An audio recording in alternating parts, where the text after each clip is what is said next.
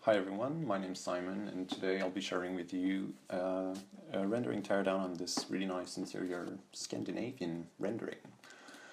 So, what we can say at first is that the quality of the overall image is really nice. The texture work on the wood, the timber, is especially interesting, although maybe the gutter here's maybe not as marked as it could be, but anyway, still like the reflection and like the pattern and etc. is really nice.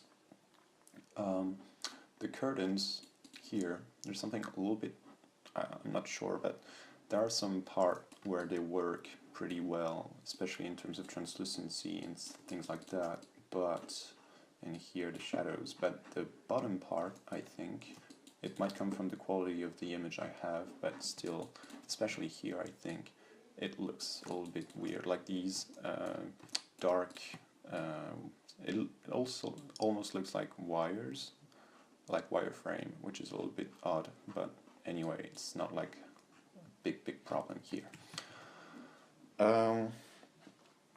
In terms of framing, what we're dealing with is quite good. It's quite a panoramic view, and as usual, when you're doing really like large image or wide image, you end up having the impression that there are a little bit of distortion, but in our case, I think it's sort of okay. So I wouldn't pay too much attention to that. One thing though that I think is a little bit problematic here is in terms of layout, because if we look at the way things are placed, we have a room which is something like that. We have things here, and a TV here, and there's basically nothing in most of the area or the available space. And although in plan it would feel a little bit weird, not that you have to cram everything up in your image, but still in terms of balance here, just like not much happening here. So there's a couple of things you can do. It might come from the fact that maybe this table would be more interesting in sitting this way. Maybe you need a rug or something that sits somewhere, or maybe it's just a lack of detail on the plinth here or something like that. I don't know. I think it's just a matter of how things are laid out in terms of plan.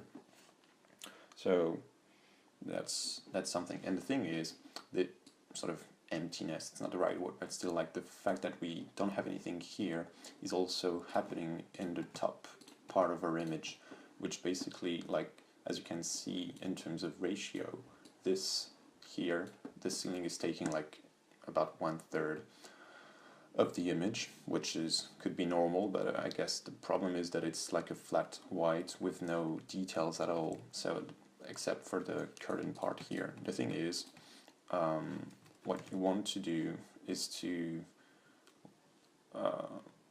because the thing is, at night you're going to need artificial lighting, so in this image we cannot really see it. There are no lamps or lampshades or whatever, so it basically means something is, like, it feels like something's missing. So it might be like something hanging here, or maybe just something there, or maybe there, or maybe there's something that is sitting just right there, or I don't know. There's a couple of details that might be missing and that could help in making it a little bit, like making this less empty. The other thing you can think of is also, but this might come from the, like, I don't know if it's commissioned work or if it's just design or whatever. The thing is, this is always the kind of details you want to avoid. And if coming back to my to what I was saying earlier, what could be interesting is to keeping this sort of idea here and having, like, you have your ceiling and you have like a suspended ceiling in which you have your curtains hanging, and you could have your AC system in there as well. So what it would mean is that instead of having a tiny detail here, but it's like really interesting and that could be enough, and having something kind of a little bit off-putting here, you could have a nice suspended ceiling here that would have nice details, and here you could have like a nice soft shadow along the edges and stuff like that, and you could get rid of this and maybe just have like a nice painting or something. So this could be this kind of a tiny detail we're talking about. A couple of things that we can have a look at as well is in terms of as you can see here, I guess the idea is still to have like something extremely like a sense of serenity of or calmness or whatever, which is quite working. The first one would be to still play a little bit with levels, because I think it's still a tiny bit flat. So it would be interesting to maybe have just a bit of contrast in the floorboards. And the second thing is to enhance the light, but to do so we're not going to use level, we're going to use the dodge tool, which is extremely efficient when you try to create some sort of bloom effect. As you'll see, so you have like your overlay, like a 50% gray layer set to overlay, and you just draw on the edges, which creates this sort of bloom we were talking just about. And that way we're gonna sort of enhance the realism of this curtain part. Here you can see like the edge are a little bit too, because basically when you're dealing with curtains, the thing is the translucency is like there's some sort of a scatter effect inside the curtain happening, which means the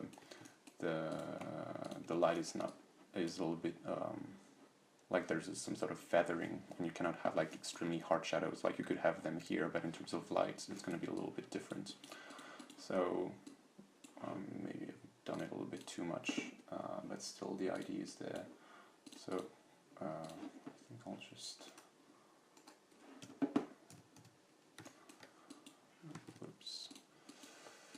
make it a little bit less intense here, but still. So you get the idea. So something quite different. One thing too that I'd like to talk about, I think, before going to the next part is basically what's happening behind the curtains.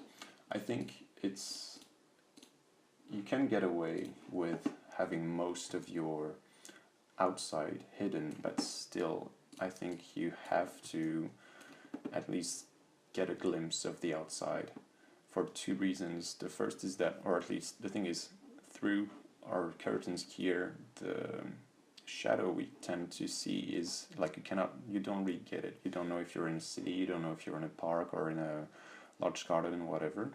And second thing is that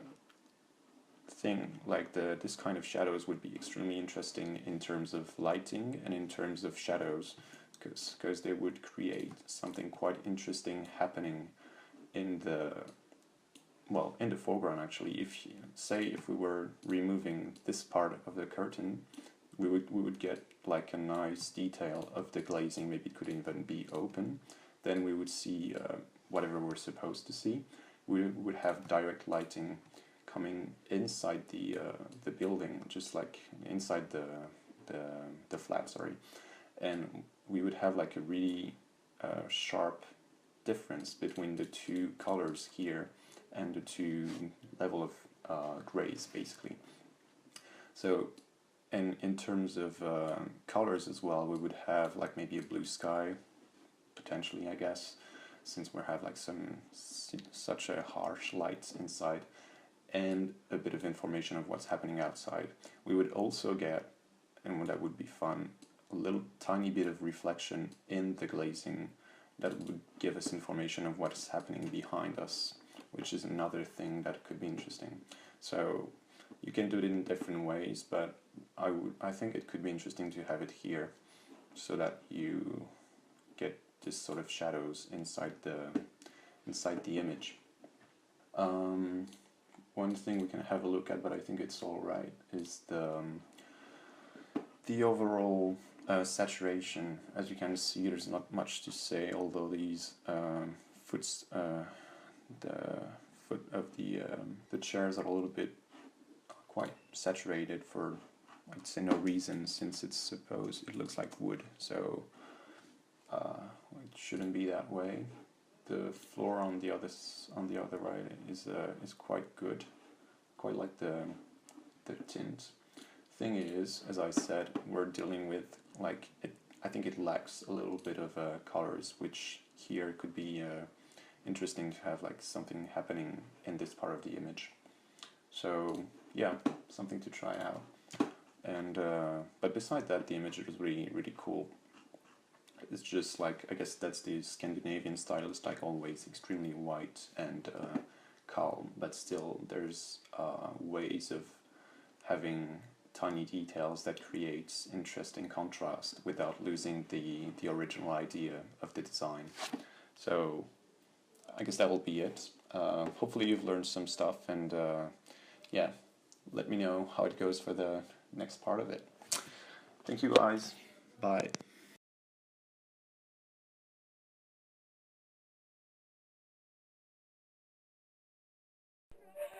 Snyder.